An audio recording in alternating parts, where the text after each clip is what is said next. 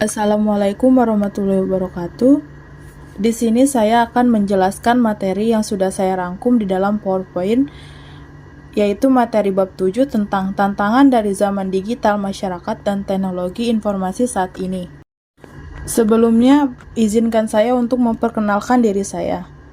Nama saya Amalia Putri Khairunisa, kelas 01 SIFE 004 dengan NIM 2410 11 70 0240, Fakultas Ilmu Komputer, Prodi Sistem Informasi. Selanjutnya saya akan membahas materi tantangan dari zaman digital masyarakat dan teknologi informasi saat ini. Apa sih itu tantangan dari zaman digital masyarakat? Tantangan dari zaman digital masyarakat dan teknologi informasi saat ini adalah mengenai masalah keamanan, privasi, dan pengawasan. Yang pertama ada masalah keamanan. Apa sih itu masalah keamanan? Masalah keamanan pada dunia digital saat ini adalah adanya ancaman terhadap komputer dan sistem informasi.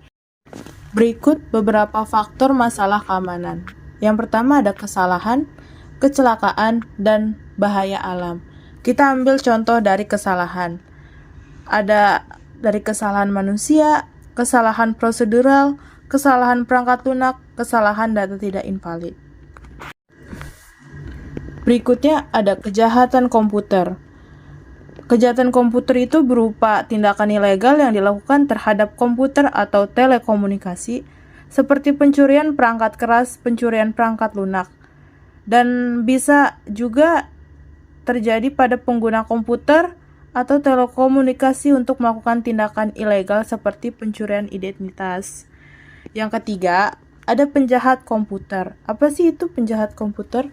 Penjahat komputer menghancurkan seluruh sistem atau menyalahgunakan sistem komputer untuk mengambil keuntungan dari mereka. Contoh kita ambil dari serangan terhadap infrastruktur Departemen Keamanan Dalam Negeri Amerika Serikat pada tahun 2012.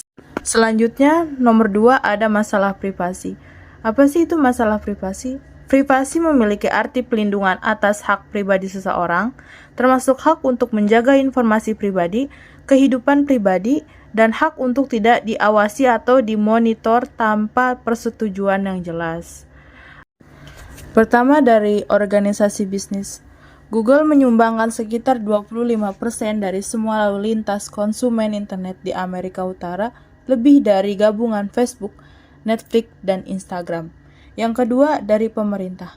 Pemerintah memata-matai rakyatnya dengan cara pengumpulan data polisi lokal dan hampir tanpa pemberitahuan dalam hal pengumpulan data seperti foto, digital plat, nomor mobil, dan catatan DNA.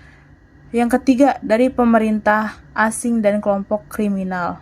Perang dunia maya yang melibatkan komputer dan internet di mana saja bangsa menyerang sistem informasi orang lain. Dan materi selanjutnya yang ketiga yaitu pengawasan. Apa sih itu pengawasan? Pengawasan di mana seseorang memiliki harapan privasi yang wajar dan juga dalam hal-hal yang berkaitan dengan pernikahan, prokreasi, kontrasepsi, aktivitas seksual, hubungan keluarga, pengasuhan anak, dan pendidikan. Contoh undang-undang privasi dilindungi di Amerika Serikat sebagai berikut. 1. Undang-undang Perlindungan Internet Anak tahun 2001. Kedua, Undang-Undang Perlindungan Privasi Online Anak tahun 1998. Yang ketiga, Undang-Undang Penipuan dan Penyalahgunaan Komputer tahun 1986.